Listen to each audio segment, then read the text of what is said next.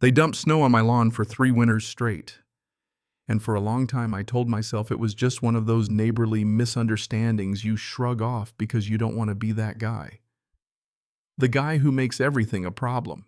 The guy who measures property lines with a tape measure and a grudge. I wasn't that guy. At least not in the beginning. I live in a small town outside Cedarbrook, the kind of place where people steal away from their trucks and the hardware store sells coffee that tastes like it's been sitting there since 1987. My house sits right up against a shopping plaza called Brookside Commons. It's not glamorous. There's a grocery store, a nail salon, a pizza joint that's actually pretty decent, and a big asphalt parking lot that stretches all the way to my back fence. When I bought the place, I liked that it backed up to something commercial. No neighbors peeking over the fence, no barking dogs at midnight. Just a wide open strip of grass that rolled down from my yard to the tree line separating me from the plaza. Quiet enough. The first time it happened, I didn't even get mad. We'd had one of those heavy January snowfalls. Thick, wet snow that sticks to everything. I woke up, poured my coffee, looked out the back window, and there it was.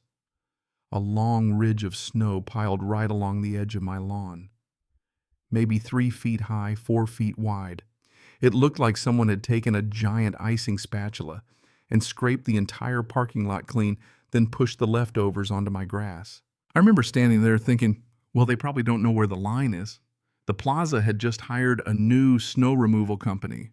I'd seen the trucks, bright red plows, loud diesel engines, guys who looked like they were racing each other instead of clearing snow. I figured they were new. Didn't know the boundary. Honest mistake. So I let it go. Then it happened again. Next snowfall, same thing. The entire back edge of the lot cleared straight into my yard. And then again, by the third storm, that little ridge had turned into a frozen wall. Snow mixed with road salt, gravel, bits of trash that had been hiding in the lot all year. I found cigarette butts frozen in the ice. A cracked plastic cup. One time I swear there was a single sneaker sticking out of the pile like some kind of suburban fossil. By mid-January, my backyard didn't look like a yard anymore. It looked like the aftermath of a minor avalanche. And here's the thing about snow mixed with salt. It doesn't just melt, it lingers. It seeps. It kills whatever it touches. When the sun hit it during the day and it refroze at night, it turned into this dense, dirty crust that just sat there, suffocating the grass underneath. I tried to ignore it, but every time I looked out that window, it felt personal. Not because of the snow itself, but because nobody had asked. Nobody had knocked on my door and said, hey, do you mind if we push a little overflow onto your lawn? It was just assumed like my property was an extension of theirs. After the fourth storm, I called the plaza management office. A woman answered, cheerful, rehearsed. I explained the situation. She transferred me. Sounded tired. Like I wasn't the first call sounded tired. Like I wasn't the first call he'd taken that day. Snow's being pushed onto your lawn, he said. Yes, I said repeatedly. Probably just a boundary issue, he replied. We'll look into it. That was it. No apology, no urgency. Just, we'll look into it. Next snowfall, they did it again. That's when I called back. This time Mark sounded less patient. Sir, the plow company is under contract. They're instructed to clear the lot efficiently. Efficient for who I asked. There was a pause on the other end.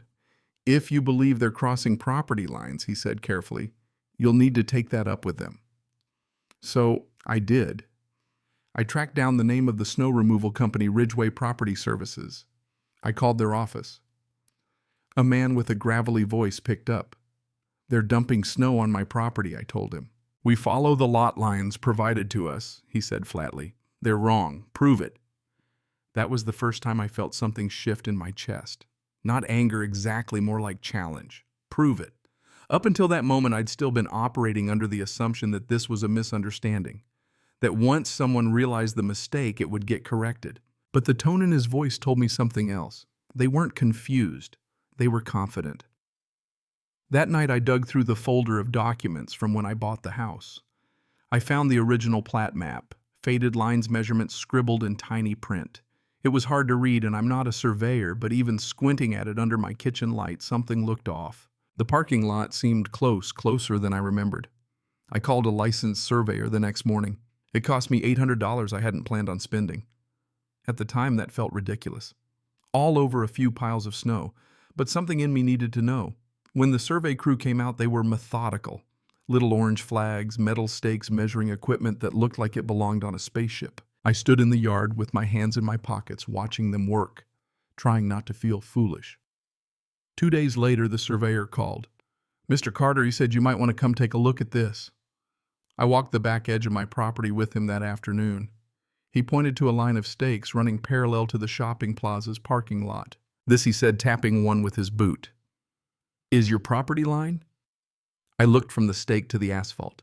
The asphalt didn't stop at the stake. It crossed it by 6 feet, not in one small section, not just a corner. The entire back edge of Brookside Commons parking lot extended roughly 6 feet into my land. Dumpster enclosure, loading zone, at least a dozen parking spaces, all of it. I felt this strange mix of vindication and disbelief. For years, maybe longer than I'd even lived there, that plaza had been operating partially on land that wasn't theirs, and they had the nerve to tell me to prove it. Standing there looking at those orange flags cutting through their pavement, I realized something simple. This was never about snow, and for the first time I stopped feeling like the unreasonable neighbor. I started feeling like the owner. I didn't sleep much that night. Not because I was angry, not even because I was excited. It was something else. That quiet hum you get when you realize the ground beneath your feet is not what you thought it was. For 3 winters I had stared out that back window thinking I was on the defensive, that I was the small guy asking for basic courtesy. And now I had a row of orange survey flags telling me the truth was bigger than snow. 6 feet. 6 feet across the entire back edge of their lot. That's not a mistake. That's not a plow driver drifting off course. That's design. That's construction plans. That's concrete poured and lines painted and dumpsters placed with intention. I walked the property again the next morning. The snow was still there, crusted gray and hard, but now I could see it differently. The mound they'd been pushing onto my grass wasn't even technically necessary. They already had my land. They just took more because it was convenient. Convenience, that word kept echoing in my head. It was convenient for them to assume the previous homeowner didn't care. Convenient to treat that strip like a buffer zone. Convenient to run a business without paying for every inch they used. I called an attorney that afternoon, a local guy named Daniel Reeves, mid-50s, calm voice, reputation for being thorough without being flashy. We met in his office, which smelled faintly like old paper and peppermint tea. I laid everything out. The snow, the calls, the survey. He studied the plat map and the survey results for a long moment, then leaned back in his chair. "Well," he said, almost amused, "you don't just have a snow problem." "No," I said. "I guess I don't." He explained something called adverse possession. If someone uses land openly and continuously for a certain number of years without the owner objecting, they can sometimes claim legal ownership of it. It varies by state. He said, "It's complicated. Courts don't love it, but it exists." "How long have they been using that strip?" he asked. 15 years, maybe more. The previous owner was there a long time. He nodded slowly. "Then we need to know whether they had permission." That word again, permission. I went home and called Margaret Holloway, the daughter of the man who owned my house before me. I'd met her briefly at the estate sale when I bought the place. She was kind, a little overwhelmed at the time. She remembered me. "Oh, the house by the plaza," she said. "Dad always liked that yard." I explained the situation carefully, trying not to sound accusatory. I asked whether her father had ever allowed the shopping center to use part of the property. There was a long pause. "Well," she said slowly, "about 12 years ago they were doing construction expanding the loading area. I remember Dad complaining about the noise. I think he let them use a little strip temporarily so trucks could maneuver while they repaved." "Temporarily?" I asked. "Yes." She said it was just until they finished. He didn't want to fight with them. She offered to look through her father's old files.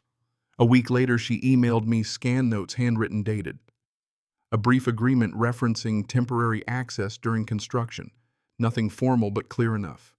Temporary. That was all Daniel needed. He drafted a letter to Brookside Commons Ownership Group. Not to Mark, not to the management office, but to the actual holding company that owned the property. He enclosed the survey and demanded that all structures encroaching on my land be removed within 30 days. We sent it certified. The response came from their legal team 10 days later. I remember opening that envelope at my kitchen counter, sunlight cutting across the paper. Their attorney argued that the plaza had maintained open, continuous, and notorious use of the strip for over a decade, that they had improved it, paved it, maintained it, that under state law they had grounds to claim adverse possession. Reading it, I almost laughed. They were trying to take it. Daniel didn't laugh. He just said, "This is posturing." We responded with copies of Margaret's documentation and a clear statement. Permission, even informal defeats, adverse possession. You can't claim land you were allowed to use temporarily. 2 weeks passed. No removal, no construction crews, no calls. Instead, another letter arrived. This one less aggressive. They offered to purchase the 6-foot strip. The number was almost insulting. Low 5 figures. It wouldn't have covered the long-term value of the land, let alone the frustration. Daniel looked at me across his desk. "You don't have to sell," he said. I thought about it. I really did. Part of me wanted the easy resolution. Take the check. Let them keep their pavement. Move on with my life. But every time I pictured that snow wall creeping onto my yard year after year, every time I remembered being told to prove it, something hardened inside me. I declined. They increased the offer. Still not close to what it was worth, especially given the leverage I now understood I had. Without that strip, they'd lose parking spaces. They'd lose part of their loading zone. The dumpster enclosure might not even comply with code. I declined again. That's when winter started to loosen its grip. The snow began to melt, and what it left behind was worse than I'd imagined. My lawn looked like it had survived a small war. The grass along the back edge was brown and dead. Deep ruts carved into the soil from where plows had pushed and compacted the snow. Patches of gravel embedded in the dirt. It wasn't cosmetic, it was damage. I stood out there one afternoon, mud soaking into my boots, and felt something settle. Up until then, this had been mostly paperwork, letters, surveys, negotiations. Now I could see the physical cost of letting things slide. I called a fencing company, not a wooden privacy fence, not decorative chain link, installed exactly on the surveyed property line, stake to stake. The owner of the fencing company came out to measure. He raised an eyebrow when he saw the orange flags cutting into the parking lot. "You sure about this?" he asked. "Absolutely," I said. Installation day felt almost cinematic. The crew showed up early, post holes, drilled concrete, poured metal posts rising in a straight, uncompromising line. As the fence took shape, it sliced cleanly through asphalt that had been painted with parking lines for years. By mid-afternoon, 12 parking spaces were unusable. Half of their loading zone was pinched down to something barely functional. The dumpster enclosure, once easily accessible, now had a fence line inches from its gates. I stood in my yard watching it all, feeling strangely calm. My phone rang less than an hour later.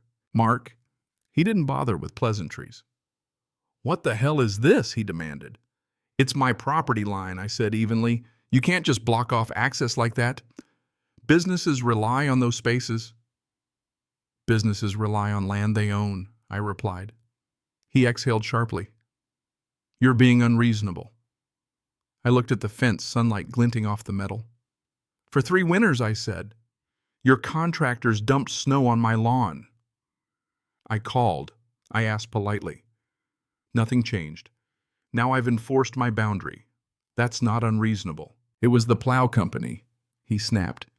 "You hired them." Silence. Then the line went dead. I expected retaliation, angry emails, maybe even someone trying to tamper with the fence. Instead, 2 days later, I received a different call. A woman introduced herself as Laura Whitman. She said she represented the ownership group directly. Her voice was calm, controlled, professional, in a way that told me she handled problems for a living. "Mr. Carter," she said, "we'd like to resolve this amicably." For the first time since that first snow pile, I felt the shift.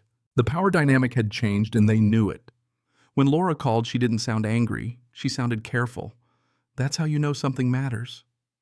"Mr. Carter," she said, measured. "We believe this situation has escalated further than anyone intended. We'd like to find a solution that works for both parties." I leaned back in my kitchen chair, looking out the window at the fence, cutting across what used to be 12 bright white parking lines. "For 3 years," I said. "I tried to solve it." "I understand that," she replied smoothly. And I apologize for how your concerns were handled. That was the first apology anyone from that plaza had offered. It didn't erase anything, but it registered. We agreed to meet in person the following afternoon. She showed up in a dark SUV, stepped out in a tailored coat, the kind of person who doesn't raise their voice because they don't have to. There's authority in restraint. We stood near the fence line, the cold air still carrying that late winter bite. She looked at the posts set clean into concrete, then at the asphalt abruptly ending against metal mesh. This creates operational challenges, she said carefully. I imagine it does. She didn't smile, but her eyes flickered like she recognized I wasn't bluffing. Cảm ơn các bạn đã xem video. Cảm ơn các bạn đã xem video.